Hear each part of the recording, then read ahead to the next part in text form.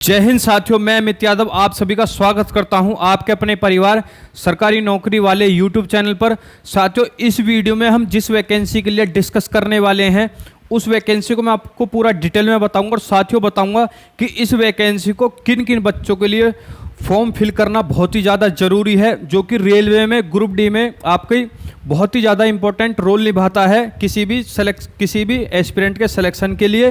तो वीडियो में आप अंत तक बने रहना। साथ में मैं आपको यहाँ पर बताना चाहता हूँ कि आपका जो इसमें सिलेक्शन होगा, ना तो आपका इसमें कोई एग्ज़ाम होने वाला है, ना ही आपका कोई क्या कहते हैं मेडिकल होने वाला है। साथियों, इसकी जो आपकी वैकेंसी जो भरी जाती है वो सिर्फ आपके 10th के और ITI के मेरिट बेस पर ही इसकी जो फाइनल लिस्ट तैयार की जाती है। तो वीडियो में एंड तक बने रहना, आपका इस वैकेंसी से रिलेटेड आपका एक एक डाउट क्लियर कर दिया जाएगा। तो साथियों चलिए शुरुआत करते हैं। हम जो इसमें डिस्कस करेंगे वो करेंगे आपकी एज लिमिट से रिलेटेड पूरा, कि आप यदि इस डेट को भी आपकी डेट ऑफ बर्थ है तो आप फॉर्म भर पाओगे या नहीं।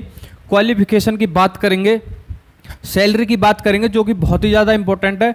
साथियों, इसमें जो भी बच्चा ट्रेड करता है तो आप ये भूल जाइए कि आपको सैलरी इसमें बहुत ज़्यादा मिलने वाली है, जैसे कि आपकी अदर गवर्नमेंट जॉब में मिलती है। नंबर ऑफ पोस्ट की बात करेंगे तो आपकी इसमें 1679 वैकेंसी हैं। सिलेक्शन प्रोसेस की बात करेंगे और साथ में ही हम बात करेंगे साथियों कि आप ने ITI किस ट्रेड से की है तो आप इसके लिए फॉर्म भर सकते हो या नहीं।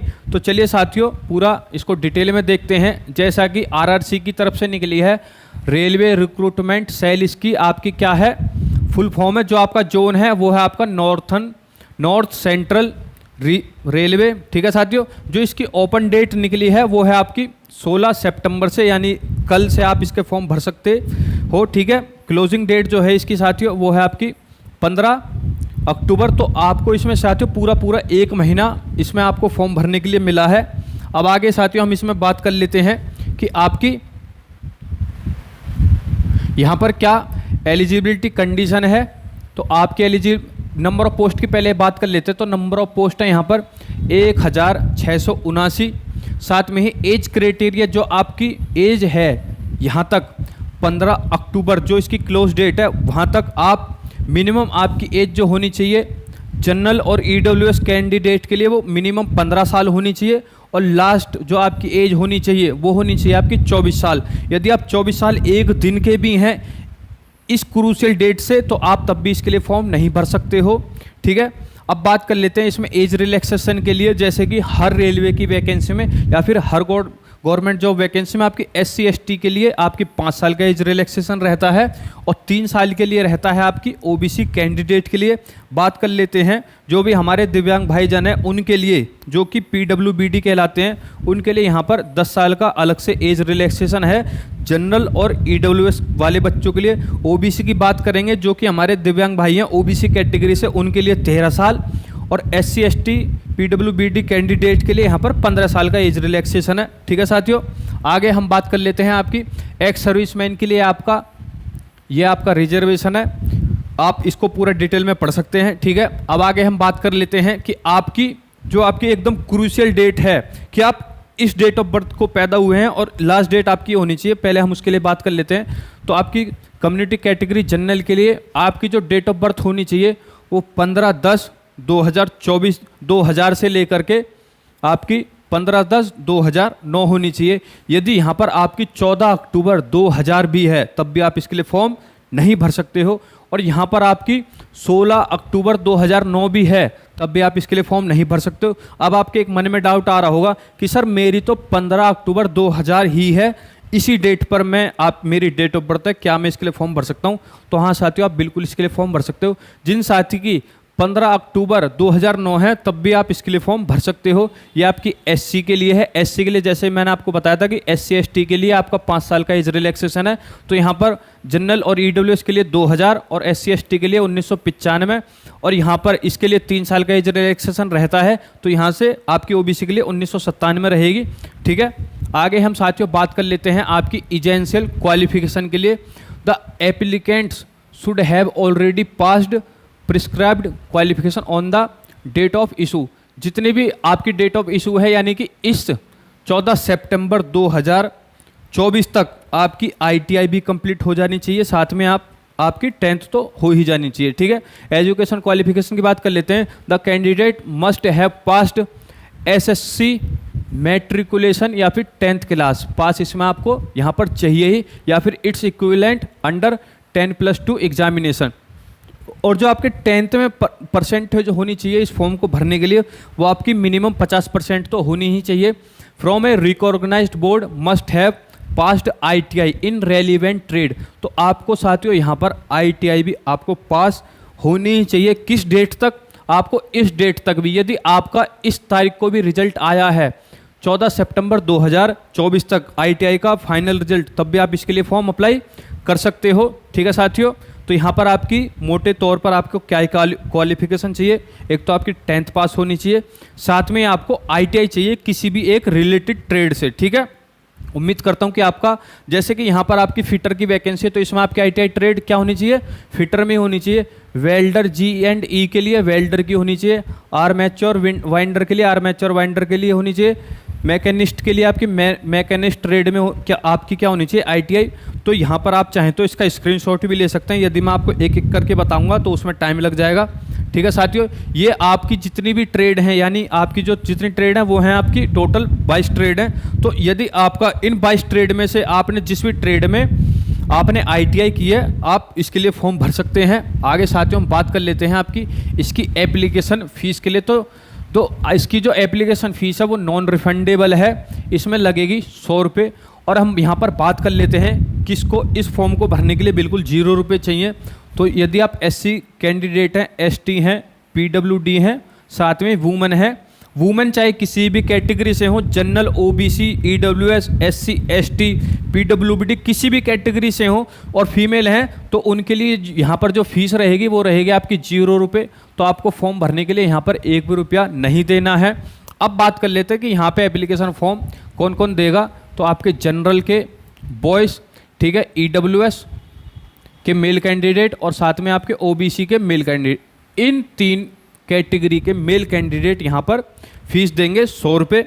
अब आगे हम बात कर लेते हैं साथियों यहाँ पर कुछ बच्चे जो हमने PWBD की बात की थी, यानी physical with benchmark disability, person with benchmark disability. तो फिटर के लिए आपकी, यदि आपकी ये है, यानी आपकी कैटेगरी दिव्यांग में आपकी इतनी आती है तो आप इसके लिए फॉर्म भर सकते हैं, ठीक है। जो भी साथी हमारे PWBD से हैं वो इसको अच्छे से पढ़ लेना, मैं एक एक करके पूरा बताऊंगा तो वीडियो बहुत ज़्यादा लंबी हो जाएगी, ठीक है। तो ये आपका क्या है, आपका PWBD का क्राइटेरिया है। आगे हम साथियों बात कर लेते हैं कि आपका मोड ऑफ सिलेक्शन यहाँ पर क्या होगा। तो यहाँ पर मैं आपको पूरे काम की बात बता देता हूँ। जितने भी आपके 10th में परसेंटेज आई है वो तो 50 से ऊपर होनी ही चाहिए। साथ में आपकी जो ITI में परसेंटेज आई है, ये मान लीजिए आपकी ITI में भी 80% है, ठीक है, और साथियों यहाँ पर आपकी 10th में भी 80% है। तो इन दोनों का एवरेज निकाल लेंगे। एवरेज निकालने के लिए हम क्या करते हैं, इन दोनों को जोड़ लेते हैं, यानी 80 + 80 और डिवाइड में हम क्या कर देंगे, यहाँ पर 2 कर देंगे। तो यहाँ पर साथियों आपका क्या निकल आ जाएगा, 80% ही निकल कर यहाँ पर आ जाएगा। हम मान लेते हैं कि आपकी 10th में क्या रही होगी, 60%, ठीक है, और आपने ITI में अचीव की होगी 40%, ठीक है साथियों। तो अब हम क्या करेंगे, इन दोनों को जोड़ लेंगे, ठीक है, 60 + 40 अपॉन में 2, तो आपका कितना बन गया, 50%। तो आपकी जो यहाँ पर नंबर माने जाएंगे वो 50% नंबर माने जाएंगे। और इन्हीं आपके नंबर के आधार पर, 10th के नंबर के परसेंटेज के आधार पर और आपकी जितने भी आपने ITI में परसेंटेज गेन की है, उन दोनों का एवरेज निकाल दिया जाएगा। उन दोनों को जोड़ करके डिवाइड बाय 2 कर दिया जाएगा। और जितने भी बच्चे इसमें चाहिए, यानी 1679 बच्चे जितने इसमें चाहिए।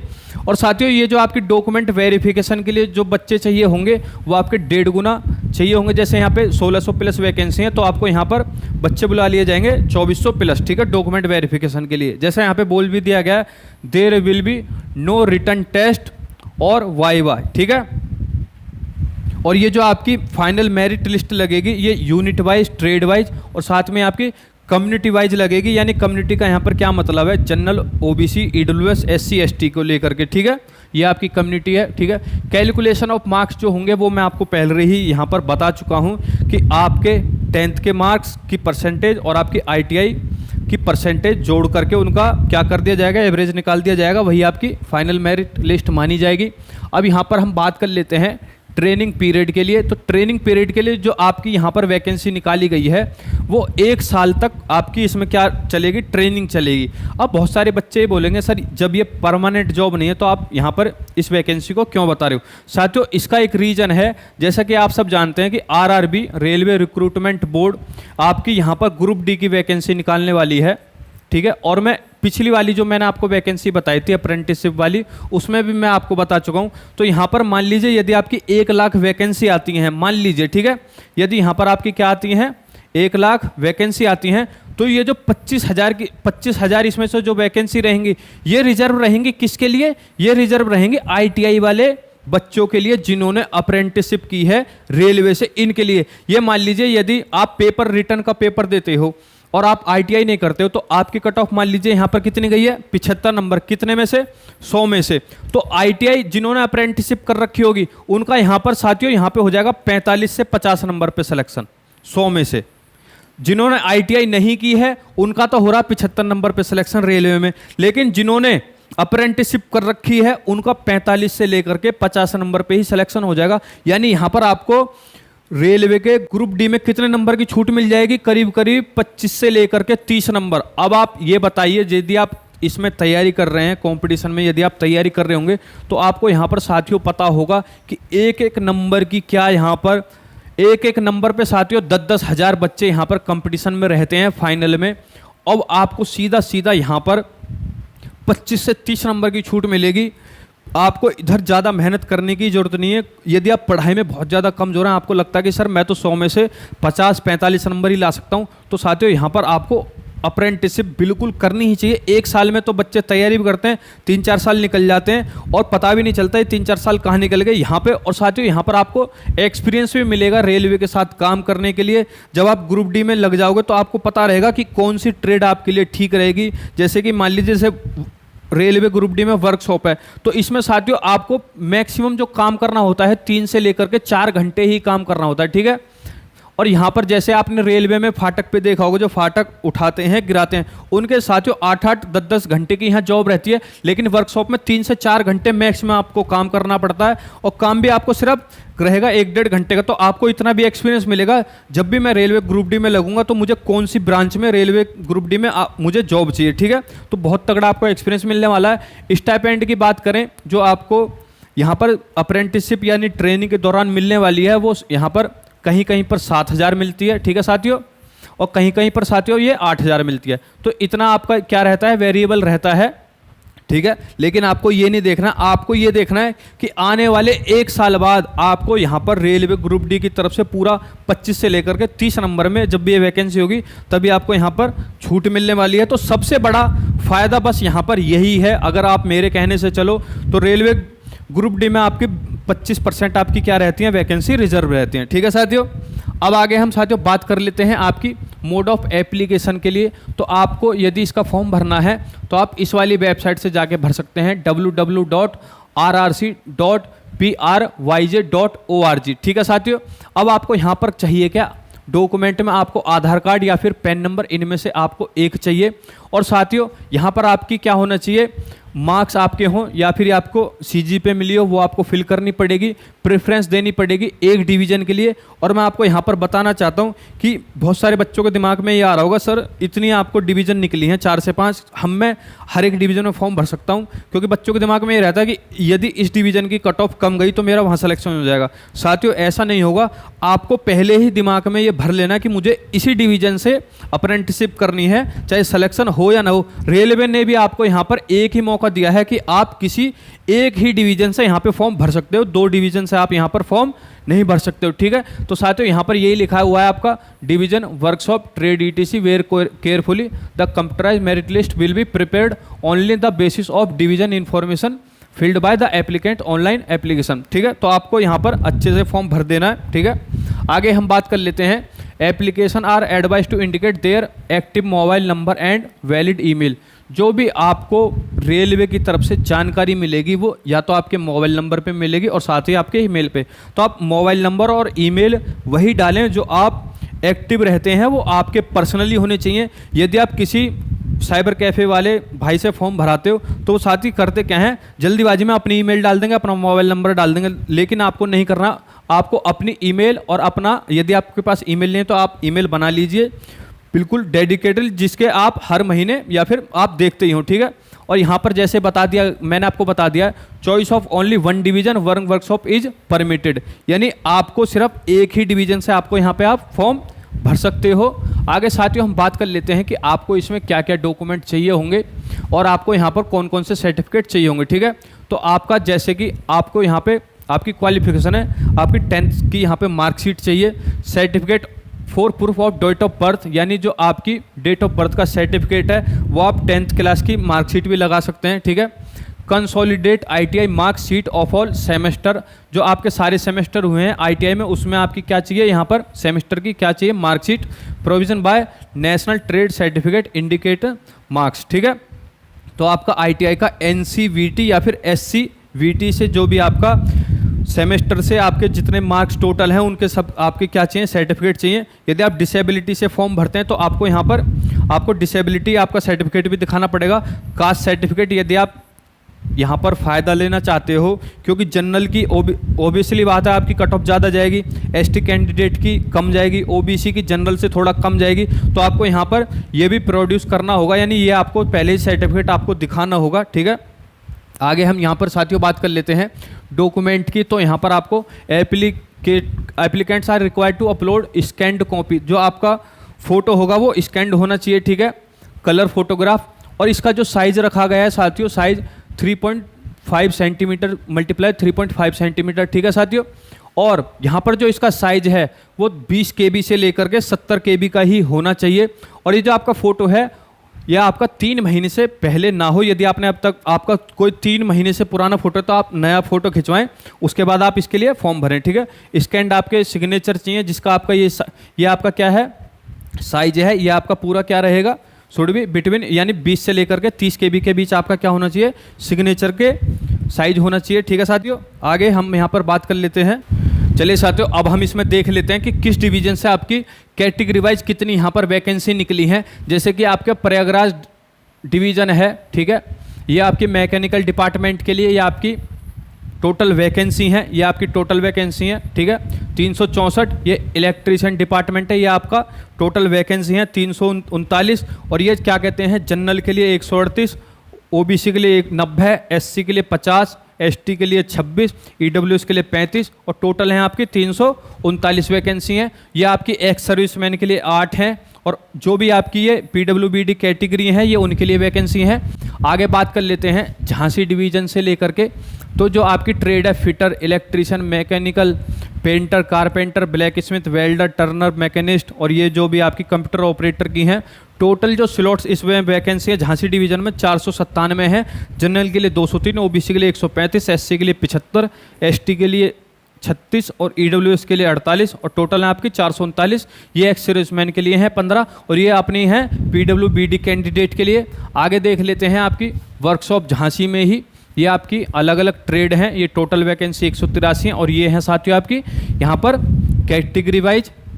आगे देख लेते हैं आपकी आगरा डिवीज़न के लिए ट्रेड आपकी ये रही, टोटल वैकेंसी आपकी यहाँ पर जो रहने वाली हैं वो रहने वाली हैं साथियों यहाँ पर 125 इलेक्ट्रीशियन से लेकर के, और फिटर के लिए यहाँ पर 80 हैं, वेल्डर के लिए 15, मैकेनिस्ट के लिए 5, कारपेंटर के लिए 5। तो ये टोटल वैकेंसी हैं, ठीक है साथियों, अलग अलग आपकी ट्रेड के लिए। यहाँ पर हम बात कर लेते हैं आपकी टोटल जो वैकेंसी हैं वो 296 है, ये आपकी क्या है टोटल कैटेगरी वाइज हैं। अब साथियों ये वीडियो में जितना मैंने आपको डिटेल में इन्फॉर्मेशन दी है आप पूरे यूट्यूब पर देख लेना, आपको पूरी इन्फॉर्मेशन इतनी कहीं पर नहीं मिलेगी, ठीक है, इतने डिटेल में। यदि आपको इस वीडियो की PDF चाहिए तो आप हमारे टेलीग्राम से जुड़ सकते हैं या फिर आप हमारे व्हाट्सएप चैनल पे जुड़ सकते हैं, और इन दोनों का जो आपको लिंक मिल जाएगा वो इसी यूट्यूब की वीडियो में आप मोर पे क्लिक करेंगे तो इसी के डिस्क्रिप्शन में आपको इन दोनों का लिंक मिल जाएगा, वहाँ पे जाकर आप इन दोनों को ज्वाइन कर सकते हैं। साथियों यदि आपको ये वीडियो पसंद आए तो आप लाइक कर सकते हैं, कमेंट कर दीजिए। यदि आपका कोई भी जेन्युइन डाउट है, आपको लगता है जो मैंने वीडियो में आपका मेंशन नहीं किया है, तो आप कमेंट कर सकते हैं, मैं उसका रिप्लाई कर दूंगा। लेकिन शर्त ये रहेगी कि जो भी मैंने आपको वीडियो में बताया है वो आप कमेंट मत करना, क्योंकि मैं ऑलरेडी वीडियो में बता चुका होता हूं। क्योंकि साथियों 80 से लेकर 90% जो आपके कमेंट रहते हैं, जो मैं वीडियो में बता चुका हूं कई बार, वही बच्चे कमेंट करते हैं कि सर किस जोन में कितनी वैकेंसी है, क्या एज लिमिट चाहिए, कितने मुझको नंबर चाहिए, क्या कौन कौन सी ट्रेड है। यदि आप इनसे हटके जो मैंने वीडियो में क्वेश्चन आपको बताए हैं, सारा आपको जो क्लियर इन्फॉर्मेशन के, इससे हटके आप क्वेश्चन करिए या कमेंट करिए, मैं आपका 100% रिप्लाई यहाँ पर दे दूंगा। शेयर कर दीजिए उन साथियों के साथ जो 10th पास हैं और साथ में ही जिन्होंने ITI कर रखी है। उम्मीद करता हूँ कि जितनी भी मैंने आपको यहाँ पर जानकारी दी है आपको पूरी क्लियर हो गई होगी। तो मिलते हैं आपसे नेक्स्ट वीडियो में, जब तक के लिए जय हिंद जय भारत।